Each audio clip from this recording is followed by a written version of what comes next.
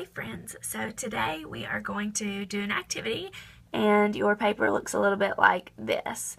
The first thing that you have to do is find your partner. Your partner is going to be the person that is right next to you at your table. It is going to be your neighbor this time, okay?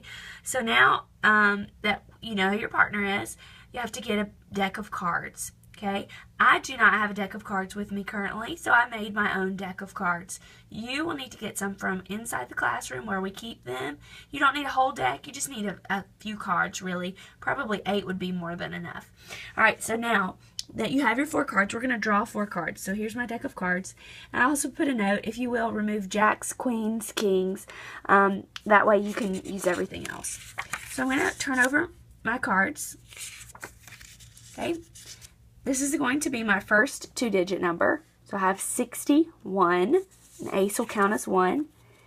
And then here's my second number, 24. So I'm going to do 61 times 24. So over here on my paper, now that I've done that, I'm going to write 61 times 24. Now it says, after you create the problem, solve for the product using the area model, the distributive property, or partial products. So I'm going to solve the problem, and then I'm going to check my answer with my neighbor's answer. Maybe you want to say, hey, I'm going to be doing the area model. Why don't you try just distributive property, and we'll see if we get the same answer. Or you guys could both do the area model and see if you get the same answer. It's up to you to decide how you want to practice.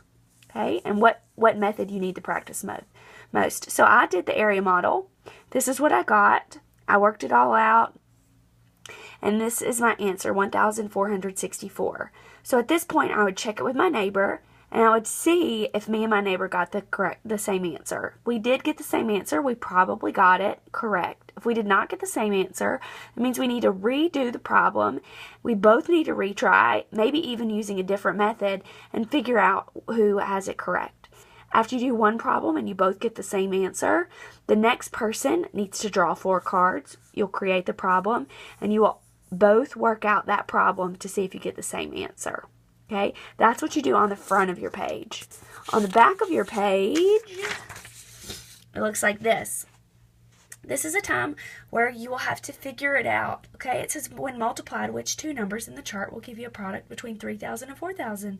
Well, man, I have no idea off the top of my head, so I'm just going to start with 2 numbers and figure it out. Maybe you want to try 82 times 50 first. If your number's too high, choose lower numbers.